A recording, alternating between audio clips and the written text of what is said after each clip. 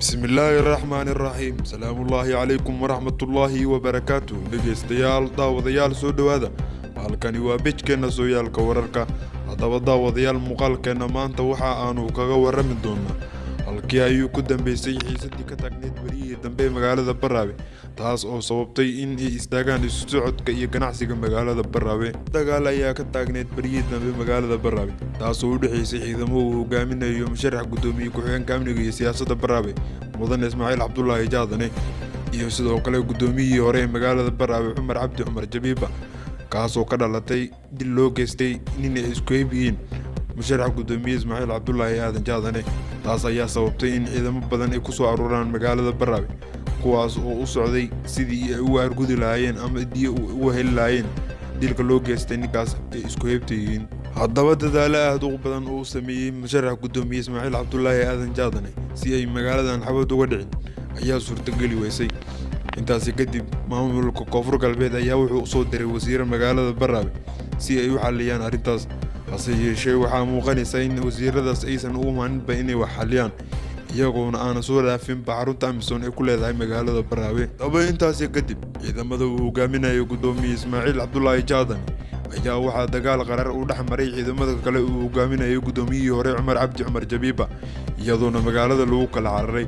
sidoo kale dagaalkaas ayaa waxa uu socdaa 3 maalin ku dhawaad, iyadoona ay jirto magaalada kala shaki iyo isku socodka magaalada oo istaagay. sidoo kale gudoomiye Ismaaciil Cabdullaahi Jaadane ayaa mar aan la hadalna waxa uu noo sheegay in mar walba ayaga ay doonayaan xalka ayaa magaalada Baraawe waxa uu jir ku dhex maray odayaasha dhaqanka beesha uu ka soo jeedo gudoomiye Ismaaciil Cabdullaahi Aadan Jaadane iyo xubno ka socday maamulka Koonfur Galbeed. intaasi kadib shirka oo waqti badan la isku horfadhiyay ayaa waxa uu ku soo dhamaaday fashil, iyadoona la isku fahmi waayo qodobada shirka.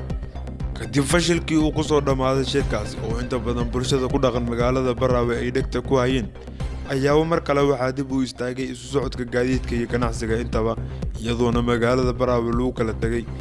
sidoo kale waxaa magaalada Baraawe laga cabsi qabay in mar kale uu dagaal qarar u ka dhex maro ciidamada uu hogaaminayo gudoomiye Ismaaciil Cabdullaahi Aadan Jaadane iyo sidoo kale gudoomiyihii hore degmada Baraawe Cumar Cabdi Cumar Jabiiba. haddaba daawadayaasha magaalada Baraawe waxaa inta badan gacanta ku haya ciidamada uu hogaaminayo gudoomiye Ismaaciil Cabdullaahi Aadan Jaadane, iyagoona ku sugan Busteejo Kunyo Barow, suuqa qudaarta.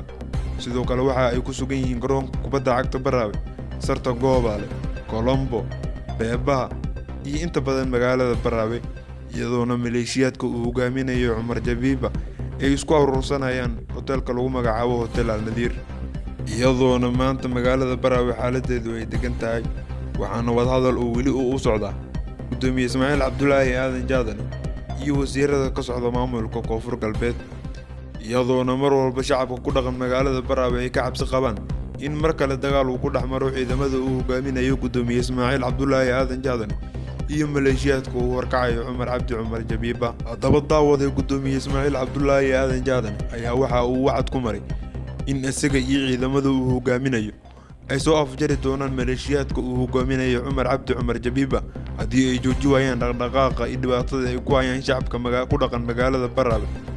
daawadayaal la socod wanaagsan, mahadsanidin.